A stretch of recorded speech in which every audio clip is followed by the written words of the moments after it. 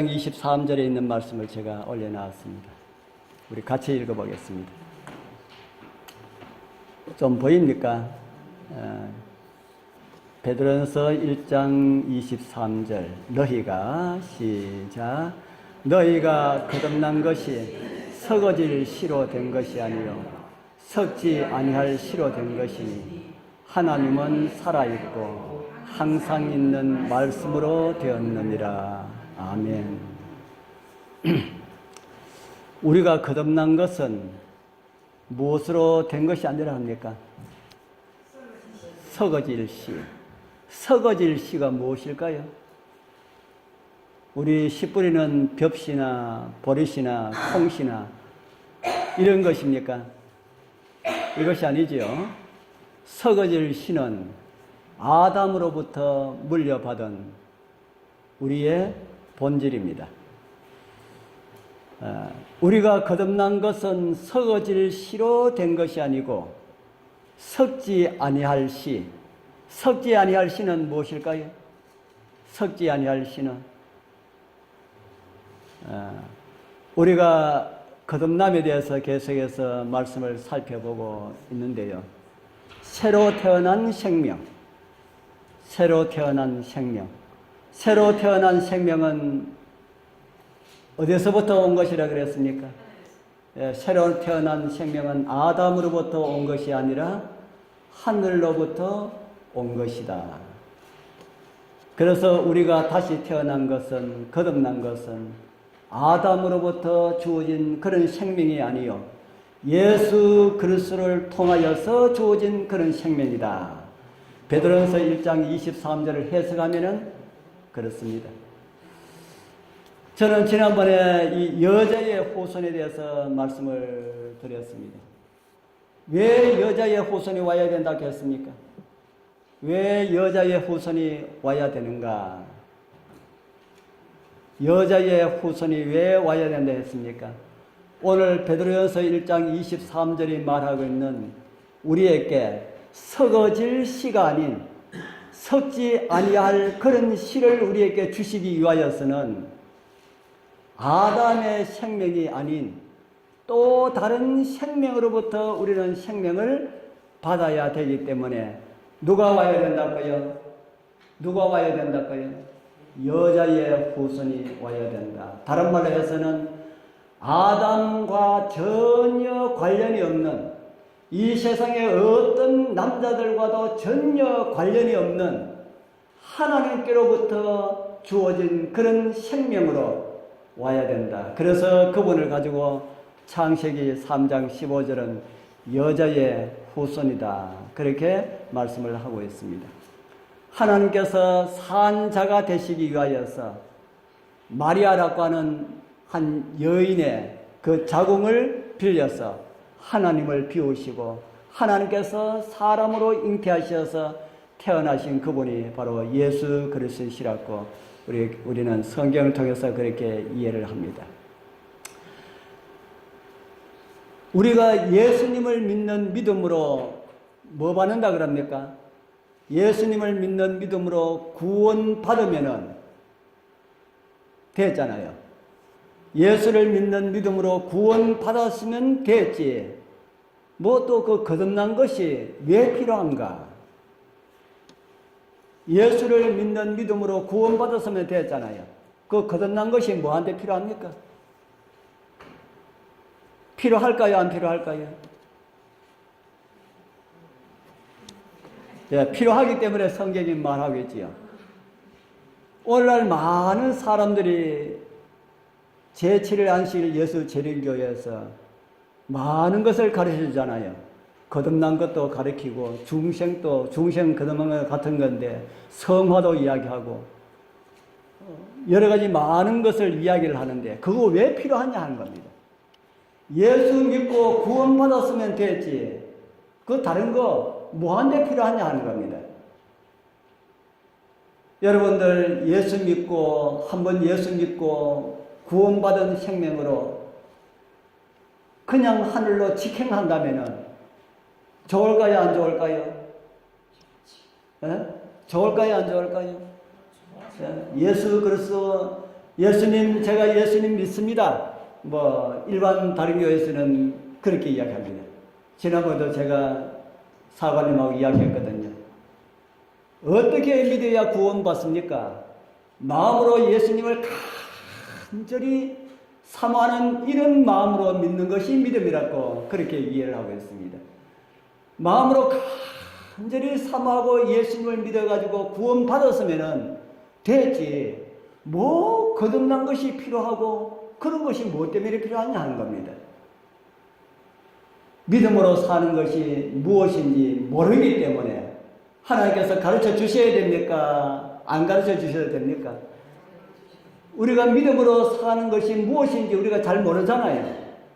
믿음으로 사는 것이 모르기 때문에 하나님께서 우리에게 가르쳐 주기 위하여서 성경 몇 권이 필요했습니까? 성경 66권이 필요했습니다.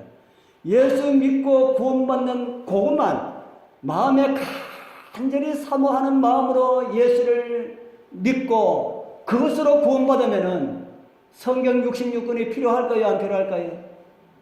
성경 66권 다 필요 없고 요한복음 3장 16절 한 절만 하면은 됩니다. 하나님이 이 세상을 이처럼 사랑하사 독생자를 주셨으니 누구든지 그를 믿으면 구원을 얻으리라. 요거 하나만 하면은 다 되지 않습니까? 그러나 믿음으로 구원받은 사람이 어떻게 살아가야 할지, 믿음의 삶이 어떤 것인지 잘 모르기 때문에 그것을 우리에게 가르쳐 주기 위하여서 세상에 휩쓸리지 말고 바르게 잘 걸어오라고, 하늘까지 무사히 걸어오라고 많은 것을 가르쳐 주셨습니다. 그래서 오늘은 여러 가지 그 가운데 우리가 거듭남에 대해서 계속해서 말씀을 드리고 있는데요. 성경이 말하는 거듭남은 어떤 용어로 우리에게 말씀을 성경에 기록을 하고 있는지 그것을 제가 잠깐 좀 말씀을 드리고 또 이어서 말씀을 드리겠습니다. 요한복음 3장 3절에서 5절은 거듭나는 것이라고 우리에게 말씀을 하고 있고요.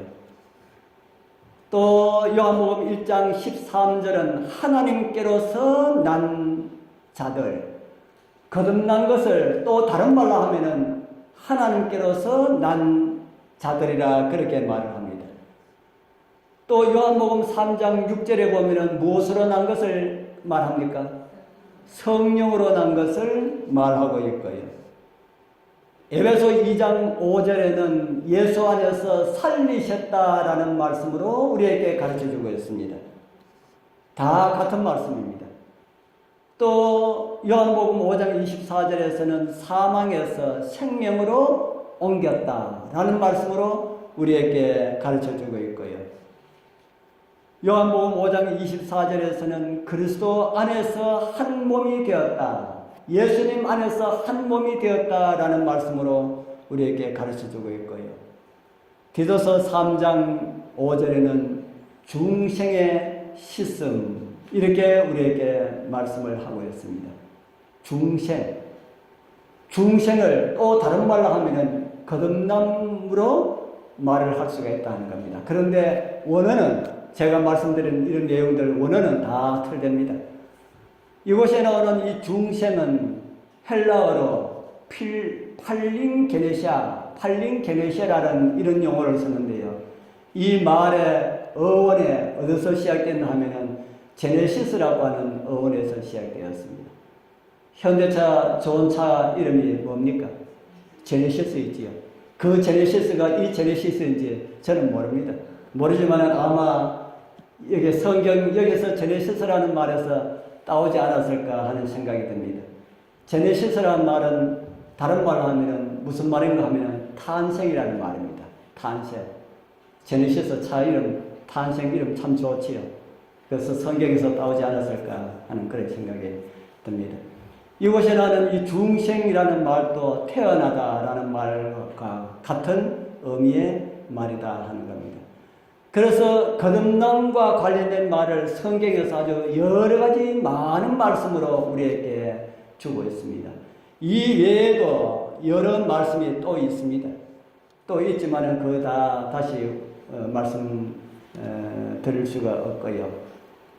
그러면은 어떻게 하면은 거듭날 수가 있을까? 어떻게 하면 다시 태어날 수가 있을까? 예수 믿고 구원받은 사람들이 어떻게 하면 다시 태어날 수가 있을까? 예수 믿고 구원받은 사람이 다시 태어나는 것이 아니고요.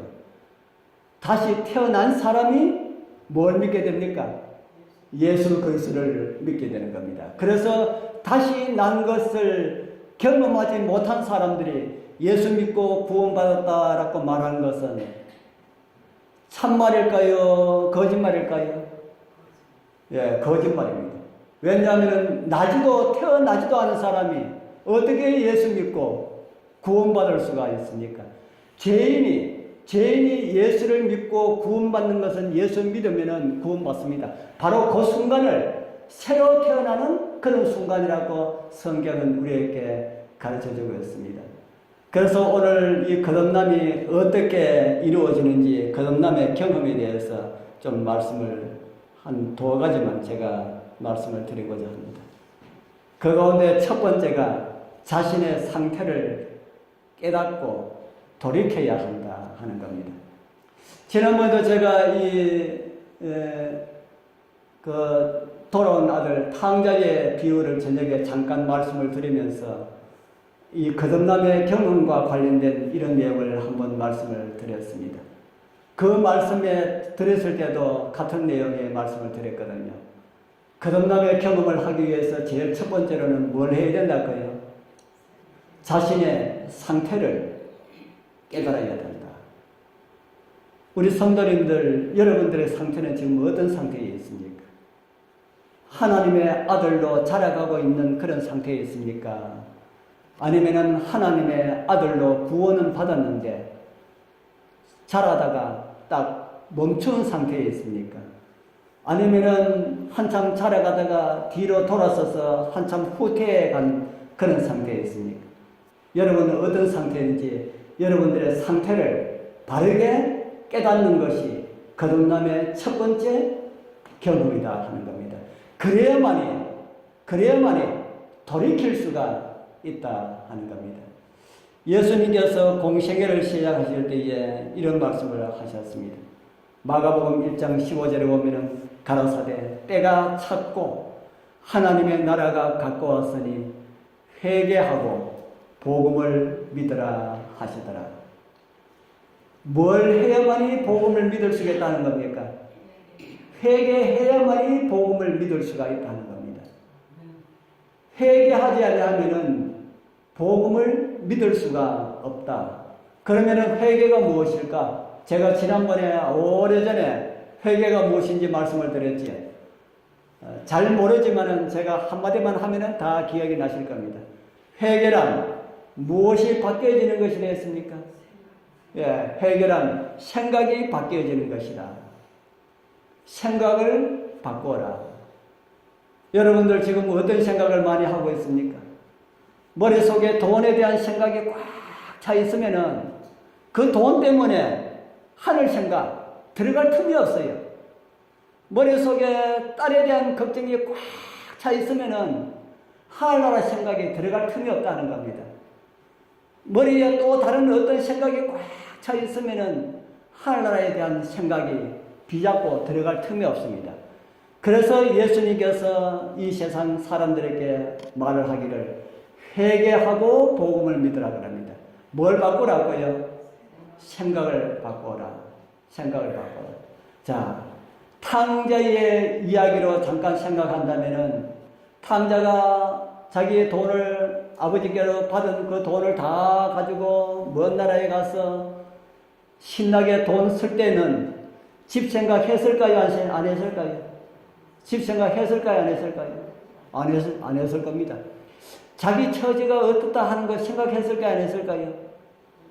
잘 나가는데 잘 나가는 사람이 그걸 생각 안 합니다.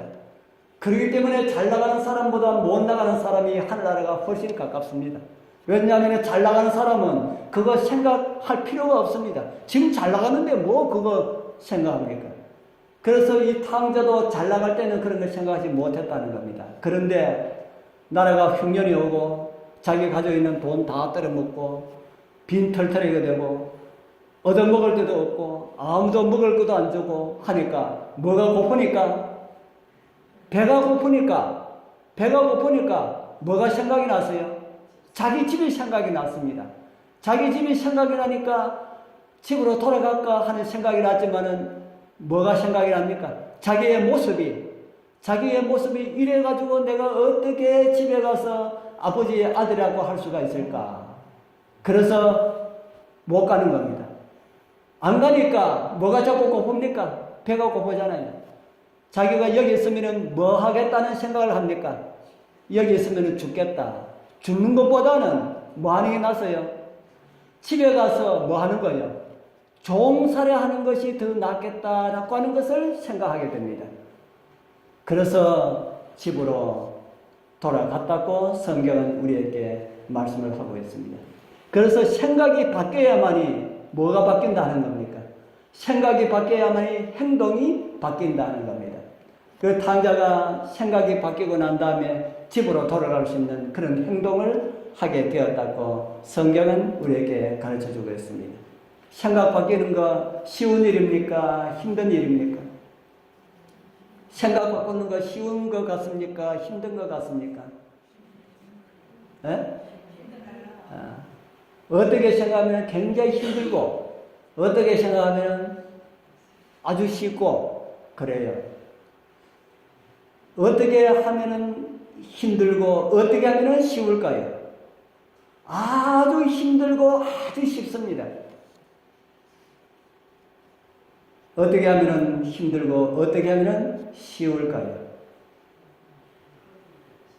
생각을 자기가 바꾸려 하면은 안 된다는 겁니다. 힘든 것뿐 아니라 할 수가 없다는 겁니다. 누가 바꿔줘야 돼요? 하나님께서 바꿔줘야 됩니다. 하나님께서 바꿔주라 그러면 어떻게 하면은 하나님께서 바꿔주게 될까요? 하나님께서 바꿔주도록 하려고 그러면 어떻게 하면 될까요? 우리의 마음을 누구에게 드려야 되겠습니까? 우리의 마음을 주님께 드리고 예수님의 생각으로 우리의 마음이 많이 생각하고 있으면은 자기도 모르게 생각이 바뀌어진다.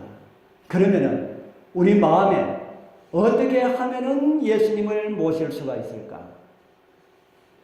누가 그런 이야기 하더라고요. 몸이 안 좋아가지고 요양원에 갔더니만은 그곳에서 계속해서 말씀하시는 말씀이 하나님을 만나십시오. 하나님을 만나십시오. 예수님을 만나십시오. 예수님을 만나야 건강이 회복됩니다. 그러니까 앉아 듣는 사람이 스트레스가 인다 그럽니다. 다른 사람은 전부 다 예수님 만나는데 나는 왜 예수님을 못 만날까? 우리 여러분 마음에 예수님 모시는 것하고 똑같습니다. 어떻게 하면 예수님을 모실 수가 있을까? 예수님을 만날 수 있는 방법을 가르쳐 줘야만이 만나는데 방법은 가르쳐 주지 않고 예수님 만나라 하면 만날 수 있습니까? 없습니까? 못 만나잖아요. 예수님을 모시는 것도 마찬가지입니다. 예수님을 모시는 예수님이시여 제 마음을 활짝 엽니다. 예수님이 제 안에 들어와 계십시오 하면은 예수님이 쑥 들어올까요? 그래가지고 예수님을 모신다 그러면은 이 세상에 예수님 못 모실 사람은 한 사람도 없습니다. 안 그럴까요? 예, 다 좋아하는 사람 다 예수님 다 모시고 살 것 아닙니까? 그러면 우리가 어떻게 하면은 예수님을 모실 수가 있을까? 어떻게 하면 예수님 모실 수 있을까요? 우리 여러분들의 의견을 한번 이야기해 보십시오. 어떻게 하면 예수님을 모실 수가 있을까? 욕심과 나쁜 마음을 다 버리라. 예, 그 말씀도 맞습니다. 예수님을 우리 마음 가운데 모시려고 그러면은 예수님 제 마음에 모십니다 라고 고백하는 것보다 예수님 생각을 많이 해야 됩니다. 예수님 생각. 예수님 제 마음에 와주십시오 하고 난 다음에 예수님 생각 안 하고 하루 종일 예수님 잊어버리고 사는 것보다는 예수님의 생각을 참 많이 하면은 감동이 좀 될까요? 그것도 예수님께서 누구시라고 그랬습니까? 하나님께서 이 땅에 뭐 때문에 오셨습니까? 이 땅에 예수님께서 하나님께서 이 땅에 오신 이유가 뭐 때문에 오셨습니까? 죄인을 구원하기 위하여서 오셨다 그러면은 나하고 거리가 좀 먼 것 같고, 좀 더 나하고 거리를 가까이 하려고 그러면은 누구를 구원하기 위해서 오셨다고 생각하면 되겠습니까? 나를 구원하기 위하여서 오셨다. 우리 성도님들 개인 모두가 예수님께서는 다른 사람이 아닌 나를 구원하기 위하여서 하나님이 사람 되어 오셨다. 큰일입니까? 하나님이 사람 되어 오셨다는 게, 나를 구원하기 위해서 하나님께서 사람 되어 오셨다는 게 큰일입니까? 그 별로 큰일처럼 안 여기집니까? 엄청난 일입니다. 천지가 계획하고도 남을 수 없는 그런 내용입니다. 하나님이 사람 되어 오신 것은 제가 지난번에 한번 말씀드린지 모르지만은, 사람이 개 되는 것보다 훨씬 더 치욕적인 일이다 하는 겁니다. 그것도 우주의 죄를 알지 못하는 사람이 아니라 죄로 인하여서 4,000년 동안이나 죄의 연약함 가운데 죄로 인하여서 자꾸 태아된 그 사람, 죽은 생명과 같은 그런 사람의 모습으로 온다는 것은, 하나님께서 그런 사람의 모습을 취한다는 것은 하나님으로서 치욕적인 그런 모습이다 하는 겁니다. 그런데 누구를 사랑하셔서 하나님께서는 그 일을 하셨다는 겁니까? 나를 사랑하셔서 하나님께서 사람 되셨다. 그것만 생각해도 좀 감동이지요. 그런데 그 하나님께서 사람 되어 오셔서 나를 위하여서 죽으시기 위하여서 제자의 배반을 받고 팔려가고, 또 로마 군인들에게, 유대 관원들에게 잡혀가서 그 곤욕을 치르시고 십자가에 달려서 돌아가신 그 사실, 우리 여러분들 그 영화 언제 우리 안식일날 우리 한번 봅시다. 그 무슨 영화입니까? 예수님 순환. 그거 제가 그거 보니까 진짜 못 보겠더라고요. 그런데 정말 예수님께서 저런 고난을 겪으실까라는 그 생각을 하면서, 아니야, 사단은 하나님께서 하나님을 비우고 사람으로 오신 그분을 사단은 어떻게 하려고 그러겠습니까? 어떻게 하려고 그러겠습니까? 사단은 자기가 할 수 있는 모든 최고의 모든 것을 다 동원해가지고 고난을 주고 싶겠지요. 하늘에서 전쟁해가지고 자기가 쫓겨 내려왔잖아요. 그런데 전쟁에 자기가 졌는 그 하나님이 하나님의 능력을 다 비우고 사람 되어 이 땅에 오셨는데 자기가 마음대로 가지고 놀고 싶잖아요. 십자가에 나아가는 길은 사단이 예수님께서 죽음에 내어주셨기 때문에 사단이 완전히 예수님을 가지고 노는 것처럼 그렇게 보입니다. 그런 고난과 그런 순환을 누구를 위해서 당하셨다고요? 나를 위해서 당하셨다.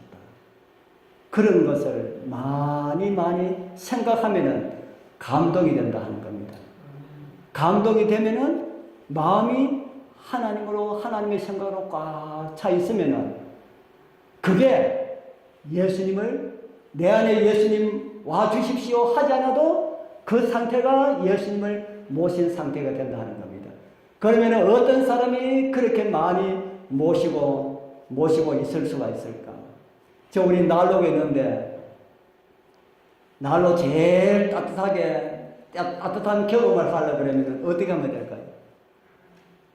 난로 제일 가까이 있으면 되겠지요. 오래오래도록 따뜻함을 이렇게 느끼도록, 난로 곁을 떠나가지고도 오래오래도록 그 따뜻함을 느끼도록 하려고 그러면 어떻게 하면 될까요? 난로 곁에 오래 있으면은 10분 있는 사람하고 1분 있는 사람하고 따뜻함을 느끼는 것이 차이가 날까요? 1시간 있는 사람하고 차이가 나겠습니까? 1시간 정도 있으면은 옷도 달아가지고 다른 곳에 가서도 옷에 그 훈길이 인하여서 한참 따뜻하겠지요. 그와 마찬가지로 예수님에 대한 생각도 많이 하는 사람하고 조금 하는 사람하고의 차이가 그렇게 있다 하는 겁니다. 우리 사랑하는 성도님들, 예수님에 대한 생각 많이 하십시오. 그것이 예수님을 바라보는 것이고 그것이 예수님을 우리 마음에 모시는 것이고 같은 것이다. 꼭 그렇게 성경은 우리에게 가르쳐 주고 있습니다. 우리 요한복음에는 또 이런 말씀을 우리에게 주고 있습니다. 예수께서 대답하시되 진실로 진실로 내게 이르노니 사람이 물과 성령으로 나지 아니하면 이렇게 말씀을 하셨습니다. 생각이 바뀌어진 그런 사람들은 물과 성령으로 난 사람들이다. 그런 의미로 우리에게 말씀을 해주겠습니다. 바울의 서신을 읽다 보면은 참 의아해한 이런 내용을 보게 되는데요. 갈라디아서 4장 19절에 이런 말씀이 있습니다.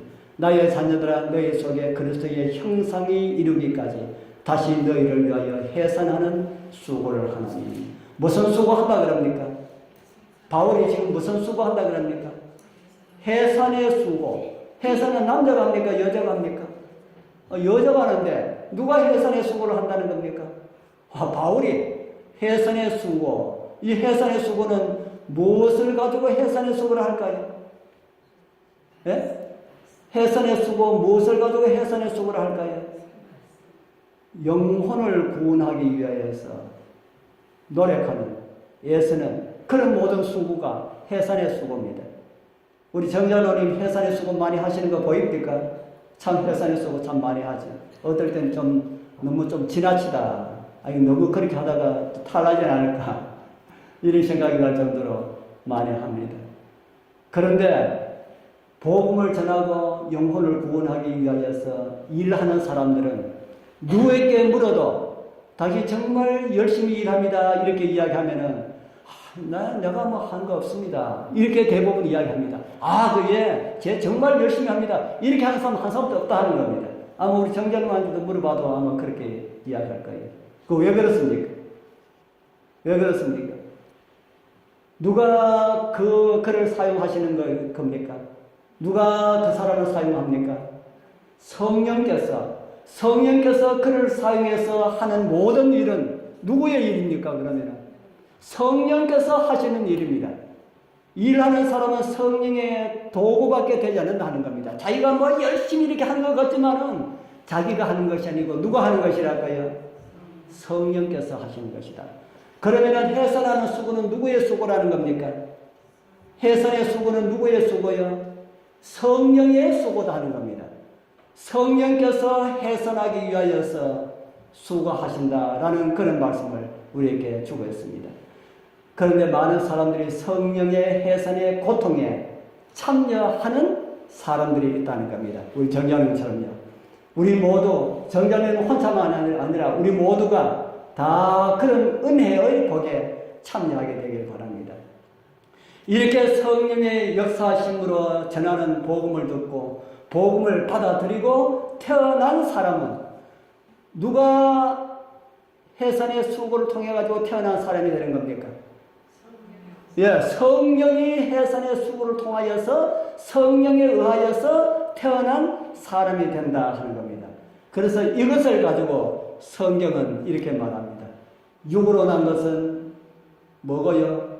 육이요. 성령으로 난 것은 영이니. 육으로 난 것은 누가 육으로 났습니까? 우리가 성령으로 나기 전에 우리는 육으로 났고 성령으로 날 때는 이제는 육으로 난 자가 아니라 성령으로 난 생명이 되었다. 그렇게 말씀을 하고 있습니다. 우리 사랑하는 성도님들, 우리는 죽은 생명으로 이전에 다 태어났습니다. 누구를 통해서요? 우리 부모를 통해서 죽은 생명으로 다 태어났지만 이제는 우리가 예수 그리스도를 통하여서 성령의 나게 하심을 통하여서 하나님의 생명에 연결된 그런 탄생, 바로 거듭남을 하였다 하는 겁니다. 그런 경험을 통해서 우리 모두 하나님께 영광이 되고 주님 안에서 주님만큼 성장하는 우리 모든 성도님들 다 되길 소원합니다. 우리가 우리 자신의 상태를 깨닫고 돌이키고 난 다음에 그 다음에는 이제 주님을 영접해야 되는데요. 아까 영접에 대해서 제가 잠깐 말씀을 드렸는데 또 다르게 좀 말씀을 드리겠습니다. 이게 우리 거듭남의 두 번째 단계지요. 이 영접에 대해서 성경은 이렇게 말을 하고 있습니다. 우리 같이 한번 읽어보겠습니다. 영접하는 자, 시작. 영접하는 자, 곧 그 이름을 믿는 자들에게는 하나님의 자녀가 되는 권세를 주셨으니 이는 혈통으로나 육정으로나 사람의 뜻으로 나지 아니하고 오직 하나님께 난 자들이다. 어떻게 하는 자들을 하나님의 자녀로 삼으신다고 했습니까? 영접하는 자, 영접하는 자. 그 영접하는 것을 요한복음 1장 12절 13절은 해석을 해줍니다. 영접하는 자 하고 난 다음에 곧 뭐라고 합니까? 그 이름을 뭐하는 사람들요? 그 이름을 믿는 사람들이라 그렇게 말씀을 하고 있지요. 이제 예수님을 영접하는 것이 어떤 것인지 성경을 통해서 조금 여기에 나타난 말씀을 조금 이해를 하겠지요. 영접하는 것은 믿는 것이다. 믿는 것이다. 그 이름을 믿는 것이다. 이 믿는 것이 무엇인지는 좀 많이 설명을 해야 되기 때문에 다음에 제가 설명을 드리도록 하겠습니다. 이렇게 예수님을 영접하여 하나님의 자녀가 된 사람들은 예수를 믿는 믿음을 통하여서 하나님의 자녀가 된 사람들은 무엇으로 나지 않은 사람이라고 했습니까? 혈통으로나 육정으로나 사람의 뜻으로 나지 아니하고 누구에게 난 사람냐? 누구에게 난 사람냐? 하나님께 난 사람. 하나님께 났으니까 하나님은 우리의 누가 됩니까? 우리의 아버지. 우리 여러분들은 다 하나님의 아들과 딸 맞습니까? 나는 하나님으로부터 났다 이렇게 믿으신 분들은 하나님을 아버지로 다 믿게 되길 바랍니다. 우리는 혈통으로나 육정으로나 이런 것으로 나지 않았다. 이런 것으로 났다면은 누구에게 났다는 겁니까? 이런 것으로 난 사람은 우리 육신의 아버지 부모에게 다 났습니다. 그래서 그 아버지가 누군가 하는 것이 그 이름 앞에 다 있잖아요. 우리 임시는 임시 아버지를 가지고 있고, 우리 또 정시는 정시 아버지를 이렇게 두고 있고, 다 그렇게 있지요. 그런데 우리가 예수 그리스도를 믿고 구원받은 사람들 앞에는 뭐가 있어야 되겠습니까? 뭐가 있어야 되겠습니까? 그래서 그런 사람들을 성경은 다 앞에 붙여가지고 이렇게 하라니까 그래서 그런지는 모르지만 다 성도라고 그렇게 말씀을 하고 있죠. 하나님을 믿는 믿음을 통해서 구원받은 거듭난 사람들은 이 세상의 어떤 것도 하나님의 자녀들의 그런 모든 일들을 막을 수가 없음을 성경은 우리에게 가르쳐주고 있습니다. 그런 우리가 성령으로 태어났으니 우리는 어떤 사람들입니까? 성령으로 태어났으니까 우리는 어떤 사람들입니까? 성령으로 태어났으니까 우리 어떤 사람들일까? 자, 예수님께서 이 땅에 오셨을 때에 누구의 아들이라고 불려졌습니까? 예수님께서 이 땅에 오셨을 때에 누구의 아들로 불려졌습니까? 하나님의 자녀로 불려졌지요. 자, 예수님께서 태어나신 그 모습, 예수 그리스도의 나심은 이러하니라. 그 모친 마리아가 요셉과 정혼하고 동거하기 전에 성령으로 어떻게 됐다 그럽니까? 성령으로 잉태되었다. 그래서 성령으로 태어났음을 성경은 우리에게 가르쳐주고 있습니다. 성령으로 우리가 거듭났다면, 다시 태어났다면 누구를 통해서 태어났다고 하게 이야기합니까? 거듭난 사람이 누구를 통해서 태어났다고 합니까? 성령을 통해서 태어났다. 그러면은 예수님의 그 생명은 성령으로 나시기 때문에 이 땅의 생명과 또 다른 생명이라고 그렇게 말씀을 드렸지요. 자, 그러면은 우리도 성령으로 태어났다면은 누구의 생명하고 똑같은 생명이 됩니까? 예수님의 생명하고 똑같은 생명 됩니까? 그렇게 이해할 수 있습니까? 예수님을 믿고 다시 태어난 사람은 예수님의 생명과 똑같은 생명이 되었다. 그는 똑같은 생명이 됐다 그러니까 그래도 좀 아닌 것 같은 생각이 듭니까? 그래서 저는 성경을 통해서 이런 말씀을 자주 드립니다. 우리의 믿음의 뭐라 할까요? 우리가 믿는 것은 우리 자신이 아니고 하나님의 말씀이다. 그래서 항상 하나님의 말씀을 의지하라고 저는 그렇게 말을 많이 합니다. 우리 자신 내 보면은 하나님의 아들, 딸 같아요, 안 같아요? 내 자신 보면 하나님의 아들, 딸 안 같아요. 그런데도 성경은 자꾸 너는 뭐라고 합니까?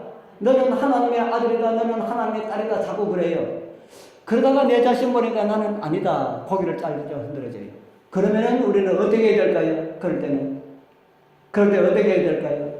하나님의 말씀을 믿으라 하는 겁니다. 하나님의 말씀을 믿어라. 하나님께서 말씀하시기를 거듭난 사람은 하나님의 생명, 예수님의 생명과 같은 생명을 주셨다라고 하는 사실을 믿으라 하는 겁니다. 그래서 성경에는 이런 황송한 말씀이 있습니다. 모든 천사들은 누구를 위해서요? 모든 천사들은 누구를 위하여서 보냄을 받아 그럽니까? 구원 얻을 후사들을 위하여. 다른 말로 하면은 거듭난 사람들, 누구와 같은 생명 가지고 있는 사람들요? 예수님과 같은 생명을 가지고 있는 사람들, 하늘 사람들이기 때문에 그들 잘 좀 보호해야 됩니까? 우리나라 사람이 외국에 가서 어려움을 겪고 이러면은 우리나라에서 그 사람을 도와주기 위해서 파견할까요, 안 할까요? 군인들을 파견하지요. 해적에게 이렇게 잡혔을 때 파견해가지고 구출하고 이러지 않았습니까? 우리가 하나님을 믿는 믿음으로 거듭남을 통해가지고 하나님의 생명과 연결된 그런 백성들을 하늘에서는 어떻게 하신다 그럽니까? 하늘의 천사들을 파견해가지고 그들을 도와준다. 이 땅에 대통령 경호가 났습니까? 하늘 천사들의 경호가 났습니까? 여러분들 누구 경호 받기를 원합니까? 예? 진짜 천사 경호 받기를 원하십니까? 원하신다면 그렇게 믿게 되길 바랍니다. 하늘 천사 경호 받는 그런 존재가 누구라고요? 오늘 저와 여러분들이라 하는 겁니다. 그러니까 얼마나 감사한 일입니까? 그래서 주어진 중생, 다시 난 거듭남의 생명을 감사하면서 그 생명에 걸맞는 그런 신앙생활을 해야 합니다. 대통령 경호 받는 사람들도 막 무서워서 째째를 안 매잖아요. 그런데 하물며 하늘 천사의 경호를 받는 사람들이 이 땅에 살아갈 때에 어떻게 살아가야 되겠습니까?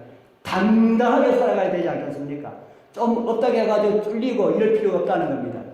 누구의 경호를 받고 있기 때문에요? 하늘 천사들의 경호를 받고 있다. 그래서 하늘 천사들의 경호를 받는 그런 생명에 걸맞는 그런 신앙생활을 통하여서 하나님께 영광 돌리면서 살아가는 우리 모든 성도님들 다 되기를 축복합니다.